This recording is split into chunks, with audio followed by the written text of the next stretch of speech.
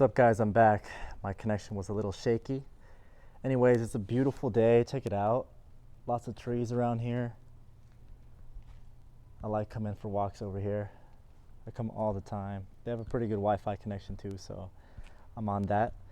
The reason I'm on live today is because I wanted to share 3 things that I struggled with to become a voiceover artist.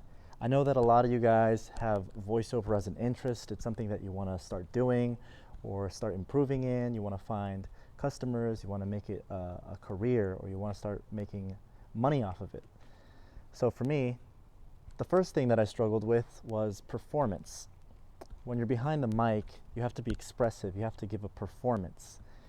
And that was tough for me because my first language was Spanish, and I was a really shy kid. So I had to learn English, I had to learn how to get out of my comfort zone. Thankfully, it's not too hard to learn English in the States with the TV shows and movies. I was born in the States, so it was super easy. But learning to be expressive, learning to get out of your comfort zone, I signed up for speech classes. I got in front of the class, I performed, I shot videos of myself doing like scripts. I got into theater. All these little things helped me get out of my comfort zone and start performing and being expressive. The second thing that I struggled with was the audio quality. I remember listening to the radio, even music, and hearing how high quality music artists and these talented radio broadcasters would have. I thought it was the mic. I thought they had the most amazing mic, and that's how they got their quality. But it's not the mic. It's a lot of other things. It's the editing that goes into it, the production that goes into it. So how I found out was experimenting. I started recording in different rooms. I started recording even in my car. I started putting up pillows and downloading different softwares and messing with all the features of each one until I started to discover what made things sound better. And 2 of the things that make a huge difference are EQ and compression, adjusting the frequencies of the sound. Everything we hear is made up of frequencies, and audio programs will let you amplify the good frequencies and reduce the bad frequencies. So all of your audio sounds super crisp. And the last thing that I struggled with was finding customers, finding the work. Thankfully, I went online and I found a couple websites that have customers ready to pay for your voice. So it took time to figure it out, but now that I know what I'm doing and I have a demo reel and I'm experienced, I'm able to go online and find work.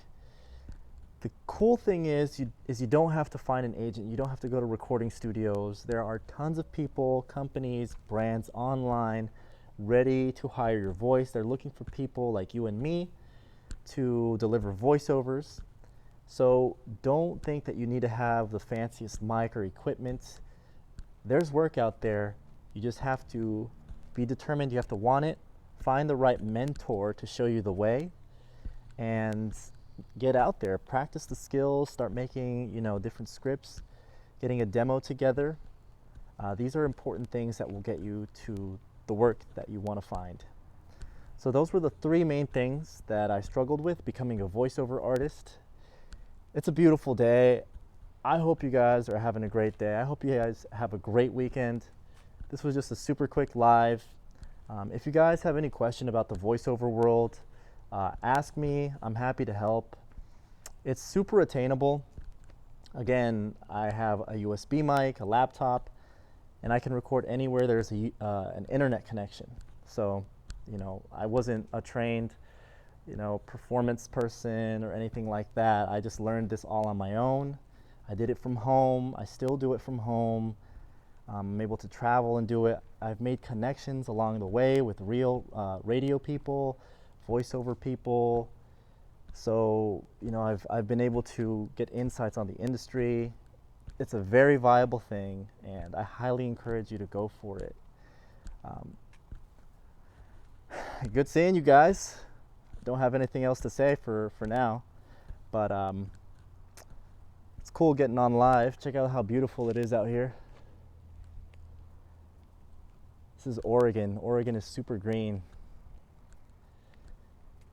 Jai the guy. I'm kind of just self-teaching myself as a hobby. That's good. That's good. You have the drive. You have the want. Yeah, let me know if you have questions. It could take a long time if you do it on your own. It's so much better if you have the help of somebody who's already been there. You are going to save so much time. You're going to save years of your time, because there's things that you might not know about. You might never discover on your own. It's hard. It's hard, but somebody will tell you, hey, this thing exists, this setting exists, do this, do that, do this, don't use this, use that. So definitely make sure you always reach out for help along the way. But it's good to see you guys. I think I'm gonna probably head home now, but I hope you guys are safe. I want to do it professionally, but I'm afraid I'm a bit broke. You know, that's okay. That's okay. You don't need a fancy mic. With time, you know, you could put aside some money. You can start building a savings. You can make a booth with things you have at home. You can use pillows. You can use blankets. You know, as long as you start recording, you start getting in front of that mic, practicing your skill, you know, that's what really counts. A lot of people think that you have to have this really expensive mic, you have to have really expensive, you know, you have to be in a recording studio. You don't have to do that. I've recorded audio in my car with a USB mic and gotten paid well for it. And these are things that they put in commercials. These are things that they put in mobile apps on your iPhone, on your Android phone. You know, it's funny. You can't tell sometimes by listening to the audio where it was recorded. If it sounds like it's been in a quiet spot, it's, you know, that's all people can tell. So you don't have to have the fancy stuff. I do most of my audio in my closet. It works pretty well. And that's good. That's good. You know, a closet booth is very popular. A lot of people set up booths in their closet. And just make sure you make enough space for yourself in there, because it can be kind of uncomfortable. I've worked in some closet booths where it has too much clothes and it's kind of like hitting your face. But just, you know, give yourself some space. The clothes actually helps too to quiet it down. But also putting some pillows in the back. How long did it take you on your journey to get established? That's a good question. So I started back in 2010. That's when I first started recording. But before that, I was speaking. Like, I was practicing with speech classes. I was practicing reading books, practicing being expressive, taking theater.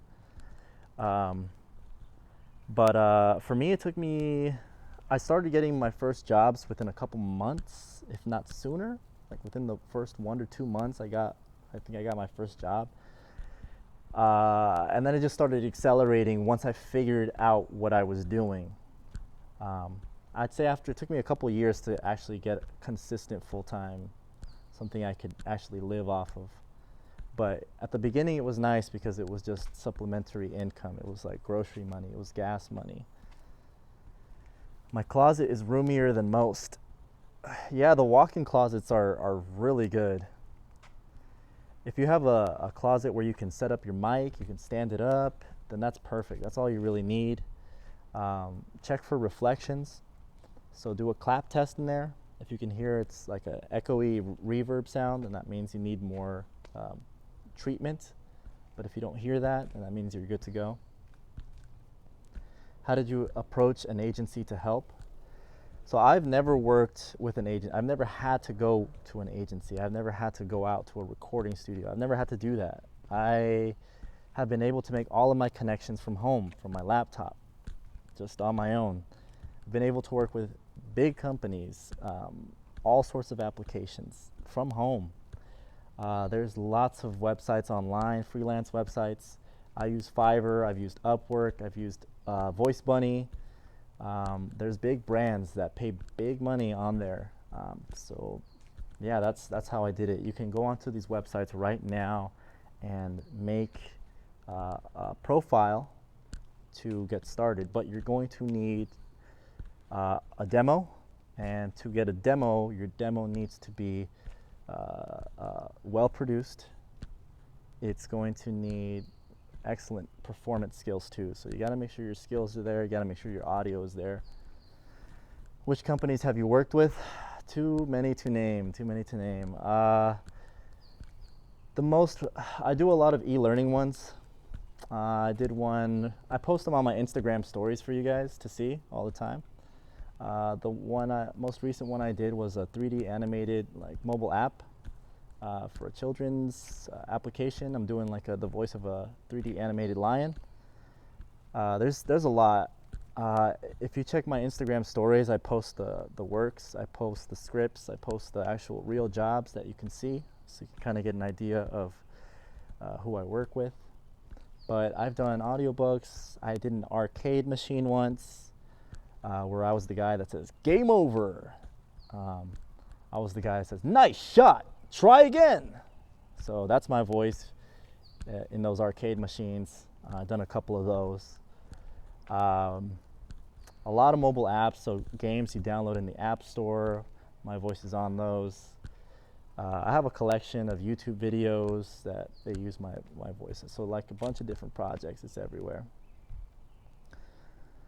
I've only done small unpaid projects, but I'll probably start on Fiverr or Voice Bunny. Yeah, start up an account there. Again, it's not easy getting started. You have to be able to have a great demo. Make sure your skill is where it needs to be, because if your skill is not there, if you don't have the skill, if you don't have the audio experience to produce that demo, you're not going to see jobs. You might after a while, but it's going to be much easier if you learn how to become a producer, how to produce your audio correctly, and how to perform like a pro, how to be expressive behind the mic. You can definitely get there, but it's something that I just want to let you know that that's something you need to keep in mind if you want to get jobs. You got to have the right skills. You got to know how to produce the audio. I'll have some opportunities for you. There's somebody has some opportunities. But yeah, guys, just wanted to reach out and share that with you. And if you guys have any questions, let me know. I do have a course that trains you and teaches you everything you need to know to become a voiceover artist, from the skills to the production to the business to what gear you need. The link's in my bio. If you have any questions, let me know. But anyways, good seeing you guys. I'm going to be heading home. Peace.